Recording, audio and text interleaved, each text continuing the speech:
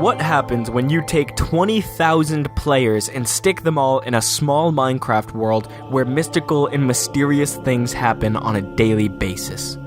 My name is Jack, and this is what Minecraft's religions look like on the Stoneworks Minecraft server, the first world-building, town-building, roleplay, geopole, and history-making server in all Minecraft. You can join and start a culture and nation on the server today. Here is the IP for Java Edition, and click the little white card at the top right for a starting tutorial.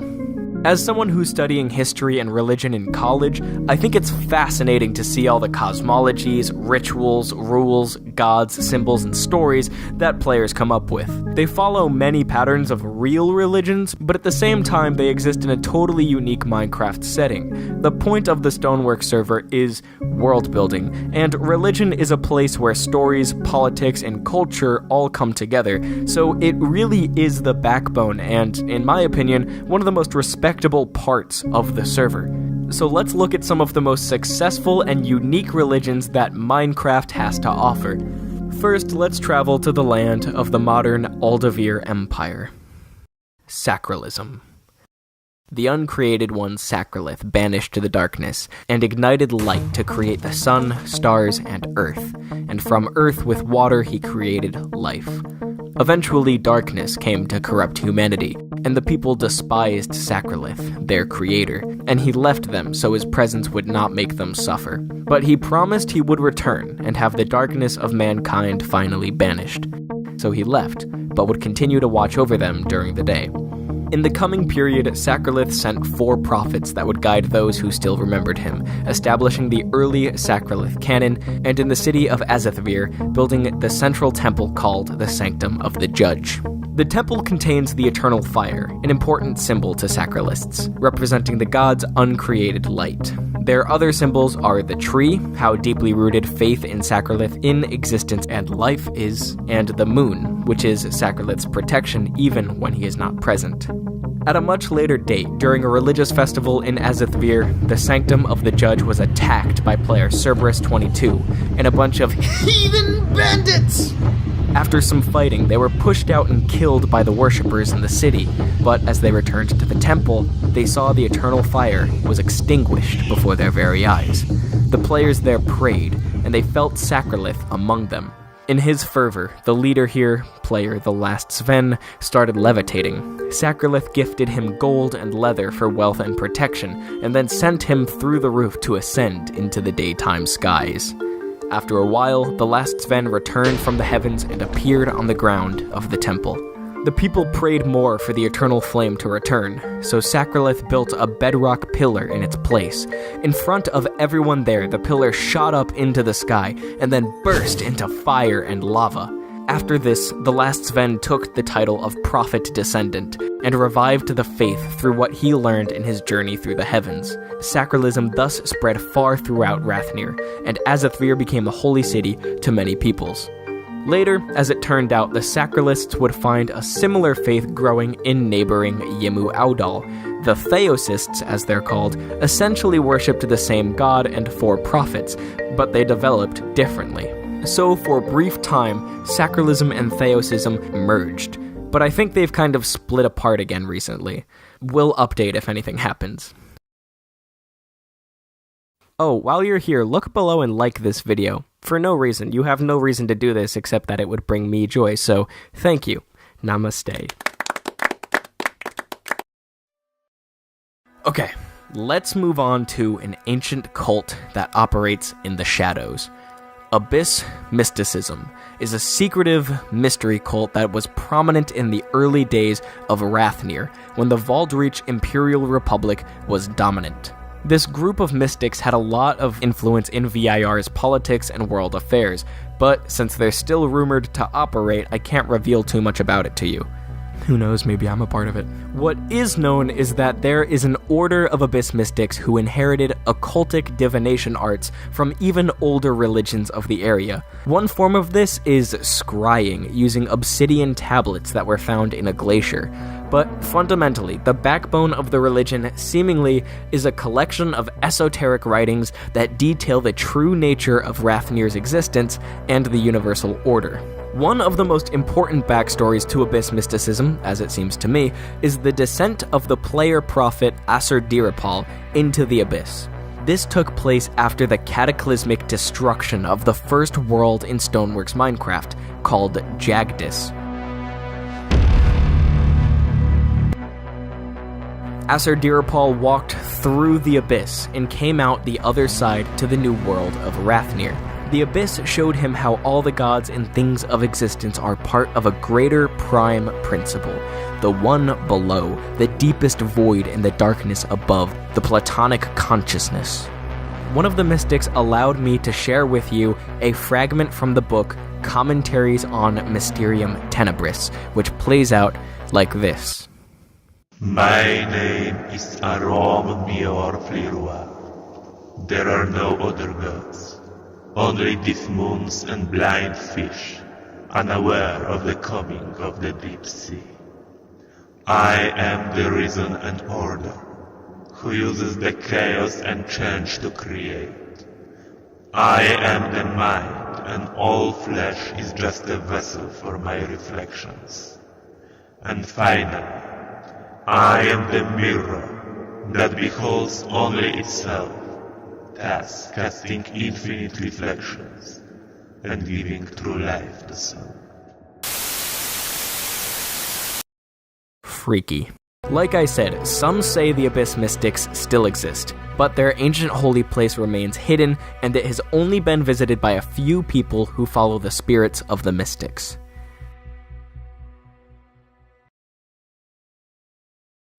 Here, I'm going to be making another video that explains how to make your own religion in Minecraft. If that's gone out already, you can click it on the top right here. That'll explain the rules, regulations, and guidelines that we have around religions on the Stoneworks server particularly. It also explains how sacrifices and prayers work, which are really important for the players to communicate with their gods when they come down, give them advice or holy relics, something like that. Also, this will have an analysis of how to establish a religion and spread it, because that can be a really daunting task, even in Minecraft. But if you're interested, I want you to look at that, because look at this. Like, a third of the whole server doesn't have a religion. That's ridiculous in a world-building server, so you know who's gonna be the one to change that? You! I task you with converting the non-believers to your true faith, whether by crusade or building beautiful temples and rituals, as long as you follow the rules. Now, kind of in the opposite vein as the Dark Abyss, we now turn to the holy light of Lux. Lux is a temple-oriented religion based in the country Solicios. The gods that they worship are Lux and Tenebris. Lux and Tenebris are pitted in the cyclical eternal war that brings night and day. Now, when you die for good, you are weighed on your nature, and you will either go past the stars to Lux's eternal flame in the heavens, or you will be cast out into the void and annihilated. The Luxites trace this faith back to the original desert nomads in Umarnu, preceding the player's arrival into Rathnir. A long time after, the temple was erected and dedicated in the city of Luxios. With a giant sacrifice of golden blocks, the top of the temple started blindingly shining. A figure appeared before the high priests, and from it a small sun grew and remained hovering there. As such, the Temple of Luxios is the spatial focal point of the religion. Here is the eternal flame, which is believed to be Lux's lifeblood in Rathnir. The worship of Lux was stable for a long time at the Grand Temple, but one day, the player Beastkillertia logged on to find that the eternal flame was missing, and in its place there was only gravel. Around the city, all the chickens started speaking, babbling about the void, the sunken Isle of Tessel, and the flame being trapped underneath.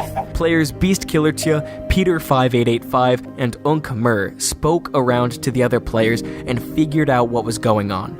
And so they traveled to the Isle of Tessel, where there was once a void pit that played host to an ancient void god. The pit had been sealed for ages, following the Turtlonian Wars, which I made a video about earlier, but now it seemed that Lux and the Eternal Flame were torturously trapped underneath.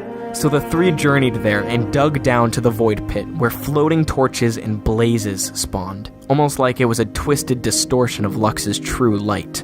They prepared a lavish sacrifice there, and Ankh-Mer was thrown into the void by the other two to save the God of Light. As soon as he died, a jarring scream was heard all around the server, and the void pit opened up to the world once again. As you can see by the reactions to this, many on the server did not take kindly to this void pit opening, even if it was to free the God of Light. Players all spent a while filling the malevolent pit again, as is the mission of the famed Auroran Order, which was actually started on the Isle of Tesla. That's a story for another day. The Luxites, meanwhile, returned to their temple to find the eternal flame restored, and the hovering sun above the temple shining brighter than ever.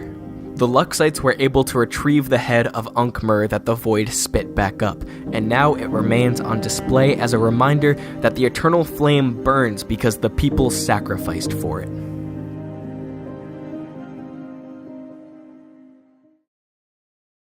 Guard the field. Time for an ad. I'm a cat who loves to snooze. Garfield plays cat. Garfism. It's kind of a meme religion, but once you get into it, it's weirdly real, and I hate to say this, but it kind of mirrors the early history of Islam. There was a group in the nation of Serafini that moved to an old Accretian fort across the border. There, at the outskirts of their town, Greenstem, in front of a group of players, a giant striped pillar appeared, and on fire at the top there was an item, a pie with power 10 called Arbuckle's Lasagna. This revelation gave to them all the teachings of Garfism, which were written down in 6 books. The Garfists soon after came into conflict with the Accretians, whose territory they settled in. The Accretians did not appreciate this new group and their heretical views, so they attacked the holy place of Greenstem, and the Garfists fled to the north, to the Sterling Crown Lands, and to Bardonia. There was some persecution of Garfists in Accretia, and a little bit in these new lands, but the leadership was most settled in Bardonia. This is why this period has social unrest and this kind of Garfield propaganda, based orange and black stripe pilled. But when a brutal, drawn-out war broke out between Accretia and the neighboring country of Lathe, the Garfists would come back in full force, and they'd attack Accretian Greenstem with their allies, taking the city back and consecrating the holy site, killing 12 Accretians with no losses. You're going into orbit, you stupid mob. This is literally like the story of Muhammad being pushed out of Mecca and returning with an army and God at his back. You know, except it's fucking stupid. I love it, goddammit. According to the Arbiter and Bishops of Garf's will, when you die, you reincarnate until you become worthy of ascending to the eternal Sunday. Garfism has died down a bit due to stigma and persecution around the faith. There's been some toxicity, killings, and reacting to Garfist Discord messages with the clown emoji. That's what persecution amounts to in Minecraft. But some of the most common religion books in Rafnir are Garfist, so you tell me.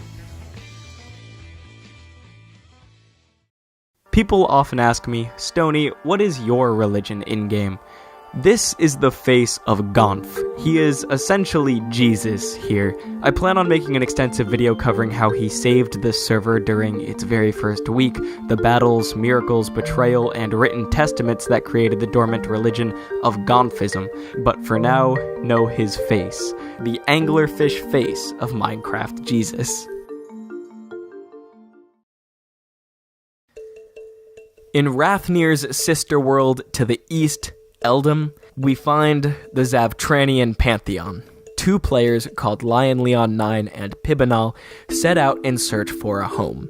At the top of a mountain, the goddess Ophelia appeared above, and she showed them the promised land of Cardivia, a place of roses where they would prosper and be protected. The 2 players journeyed through caves, on oceans, and over mountains until they reached Cardivia, where the first thing they built was the church. The next day, the god Ko manifested, and he spoke to them, his voice coming through a common sign. He erected 3 pillars of glowstone to mark the god's presence in Cardivia. Now the thing about Eldom is, it has a lot of bandits, and violence, raids, and killings are rampant. This has ruined many a small town and sent many players fleeing. So, likewise, a swarm of bandits eventually descended on the fledgling Cardivia, and many were killed in the streets. The rest held up in the church, fearful that they'd be murdered and plundered. But then, Ophelia appeared before them. She spilt her own blood on the ground in front of all to witness, and told them that she and Co. were love, protection, and life, and that they must follow in these ways and spread them unto others. After this, the people went outside, and all the bandits were cast out or dead. Cardivia was safe once again. The Zavtranian pantheon has gained a lot of traction throughout Eldom and even in Rathnir, as it spread throughout the now-fallen empire of Plagatea. However, it still has many worshippers and a massive new temple in the middle of Cardivia that sports many holy relics and a sacrificial altar. Go check it out in Eldom, it's honestly super cool.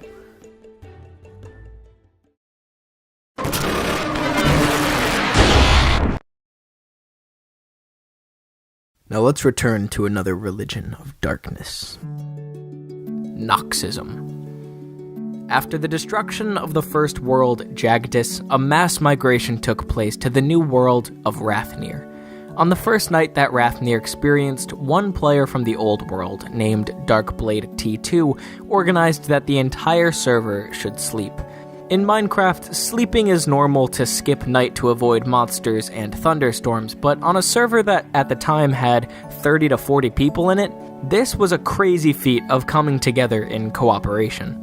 Out of this grew a tight group that gathered together, who would try to get the entire server to sleep in order to skip Rathnir's day-long reigns. They would call themselves Sleep Gang, and they set out to the north of Rathnir to establish a home for themselves. As they were traveling in a strip of land called Helmia, they stumbled across something that I imagine must have been astounding and shocking. There in the New World was an already built, ruined temple of an old god of the night. The Sleep Gang entered it, and they learned about the ancient Noxists, and it would be here that they'd found the city of Sovdal and bring back the old native religion. The Noxists of Sovdal would become one of the preeminent forces in the north of Rathnir, founding the kingdom of Noxnor. Altogether, they would lead the server in sleeping about 5 times, even as Rathnir grew more and more populated. But after a month, there was a massive werewolf attack on many of the northern kingdoms, and when some bandits came to settle in the region's wilderness, it became clear that the kingdoms of the north had to unify to bring themselves protection and prestige. And so, the kings of the north met in Sovdal, and here they founded the Silver Coalition, being named after the glow of the moon and the glint of the silver werewolf hunting weapons. With Noxnor being the heartland of the coalition, Noxism took a prominent place as a world religion. Now, the religion worships 6 primary gods. The main figure is Afton, bringer of the night. In the early days of creation, it's said that he defeated the sun to make the moon and the night supreme. The ancient Noxists would burn incense and say nightly prayers to the god, whereas the new Noxists would make flint effigies of him in Sovdal's festivals. Afton protects all who sleep, and he spawns the creatures of darkness to put everybody in bed. So he is wrathful, but if you follow his teachings and sleep well, he will be good to you. There is also Luna, the night sky moon goddess, Shinto, the dream world god, Baldemar, bringer of dreams, and Rorys, war and protection goddess. The last god is Auron, the sun god that was defeated by Afton.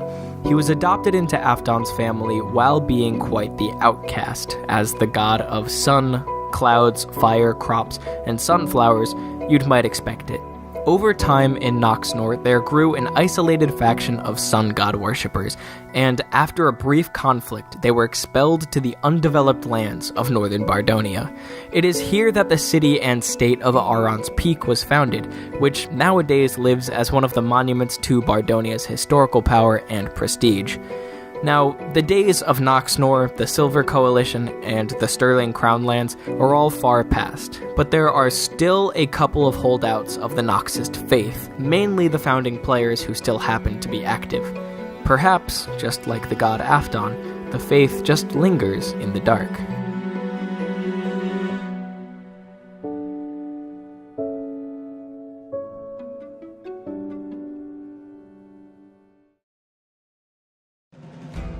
Next, let's go to a place I've wanted to talk about for a long time. If you travel to the far reaches of the West, to the lands of the Aurelianor Velande and Ryzan, you may encounter the fanatical worshippers of Twin Dragon. The universe is held in balance by the harmony of all things, light and dark.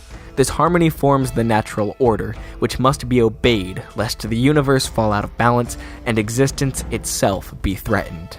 The forces of this harmony are carried out by the guardian dragon gods, Sen and Lin, who circle the worlds of Stoneworks Minecraft, keeping balance and defending the life force of all players. From the greater heavens realm that's called the Veil, several beings would descend to the world called Celestial Matrons, which were tasked with bringing harmony and balance to the world of players. They would do this by establishing their own empires, but some Celestial Matrons failed worse than others in bringing harmony. A true Celestial Matron ushers in the Veil Mandate, the process of bringing balance to a decaying empire or state, and they ensure that all beings are living in accordance with the harmonious flow of the universe against the temptations of the discord-driven wraiths. The true Celestial Matron on Rathnir is believed by the Twin Dragon worshippers to be the Velereth of the Velande, player Coffee Cubus, aka Sarariel Lelya Irkala. I had to say that 20 times to get that right. As the god empress of her realm here, anyone in the Aurelianor Velande must adhere to the tenets of the Veil Mandate and of Twin Dragon, else they face severe retribution for attempting to throw the mortal realm of Selea out of balance while in the presence of the Celestial Matron. If you wish to pay tribute to the Celestial Matron or worship Sen and Lin, you can travel to the holy city of Lumar. Here lays the Imperial Palace, the Museum of Divine Artifacts, and the central temple where the Celestial Matron preaches. I really love this one because it's a great instance of religion embedding itself in the world of the national politics and culture of the Aurelianor Velande. For this reason, I encourage you all, if you're in the Velande, seek balance and keep close to you prayers to Sen and Lin.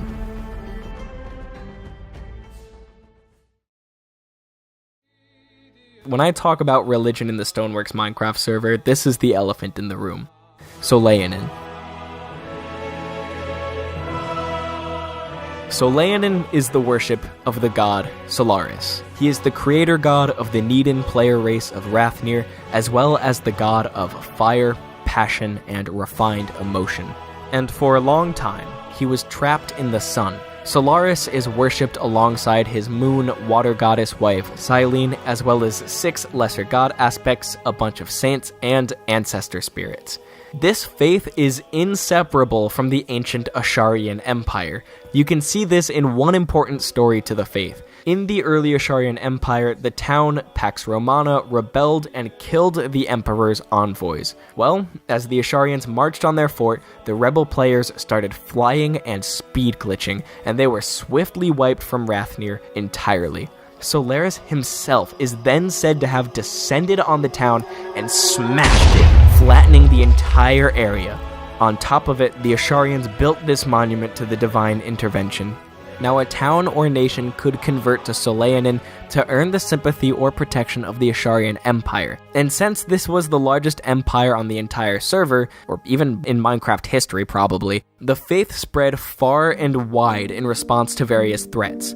This map shows where Soleanin is documented as having existed at one time or another. The faith is so huge that about 20% of the religious players on Rathnir belong to the church in some way or another. In order to devote yourself to Solaris and Silene, you have to be baptized in waters that flow eastward. Now, I called this a church. That's because the Orthodox view, called Erhlinen, I think I'm pronouncing that right, has a strict hierarchy. The emperor is the spiritual leader of the church, and under him exists a system of cardinals, priests, and mystics that uphold the faith to everyday players. There are 3 levels of involvement with Solaanin, ranging from regular everyday followers of the big gods to the elite circle consisting only of the mystic emperors, where they know the real secrets of Rathnir. Only those who know the deep lore truly know the character and tradition of Asharia and Solaanin. Now let's talk holy places, because Solaanin has a really expansive history. I talked earlier about the Void Pit on the island of Tessel, but this is actually more of an unholy place. Early in Asharia's history, there was a brutal war on this nearby island, where Asharians fought the nation of Void worshippers. Solaanin recounts this as Solaris himself being ensnared in the Void Pit, and the Asharians having to go free him and drive out the heathens. Sometimes the pit opens back up, but they do their best to close it and hide it. But sometimes you can't stop it. Now, a really holy place, the Sonakir Cathedral, is the centerpiece of the old capital of Asharia, Lilianan. This is where they'd hold a bunch of ceremonies, and cardinals would give charity out to the town's inhabitants. You can visit the cathedral in the flooded ruins of Lilianan, but being broken and destroyed, it's a shadow of the glory it once had. Going really to the west of Rathnir, there was a town called Jerusalem. Yeah, it's exactly what it sounds like. But this is where Solaris himself appeared to the past emperor Zika Ost and a monk, the current emperor King Zelorm. This was at the site of something like an obsidian Kaaba in the town center, which they then moved to the temple of Il Kabuli in present-day Yimmu Audal. It soon after turned to bedrock and performed many miracles. And lastly, for holy places, stone circles are prominent in Solaanin, especially if they're nature groves or mountains. It's like they're considered to connect our realm with the greater magical and spiritual realm, the Animarium. And I have to talk about a ritual involved here. At one big Stonehenge in Asharia's heartland, on this past January 31st, the most dedicated souls of the Asharian Empire gathered and performed a ritual sacrifice. A sacrifice of themselves!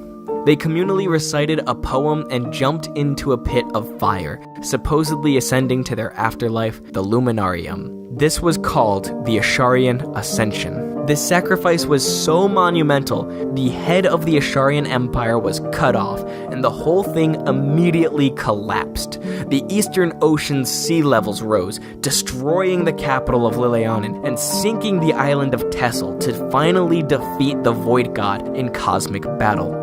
The remains of the Ascendant players wandered the old Asharian Empire for weeks and months as spirits, attacking anyone who settled it that didn't submit to Solaris.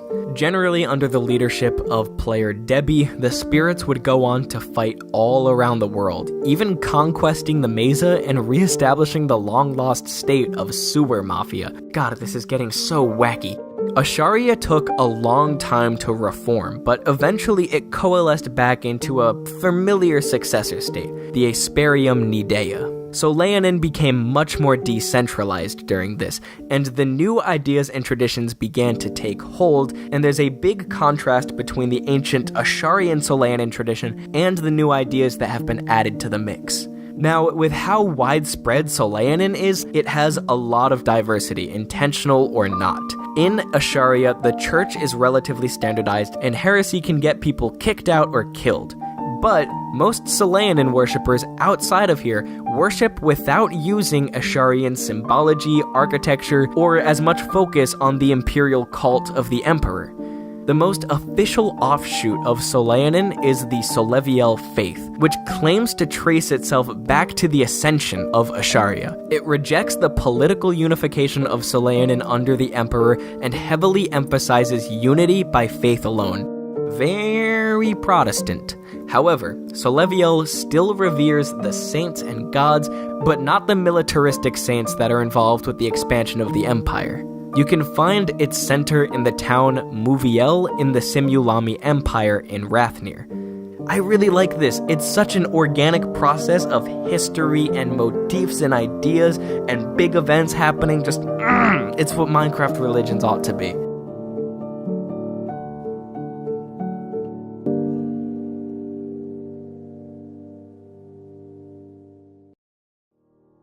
thank you for watching. Like I said, you can join this server literally right now with this IP address, play.stoneworks.gg. And I will be making another video on how to make religions in Minecraft, so stay tuned, like and subscribe, comment, whatever you want to do. I just want to shout out my awesome patrons who are able to make this kind of thing possible: Rift Ranger, XIV, Alex Mitchell, Tyler Hartley, Kenny Vetter, Chance Morrison, Sam Welch, Tyler Simpson, Bago Fettuccine, Ben McFarlane, Ben Snow, Joseph Averin, Rowan DeWitt, Travis, William Price, Ian Openshaw, RC, Ace, and Reaper's Mercy. It's so good to have you guys. We have a little community of extra content. It's dope, and I hope you enjoy it and that it's worth it.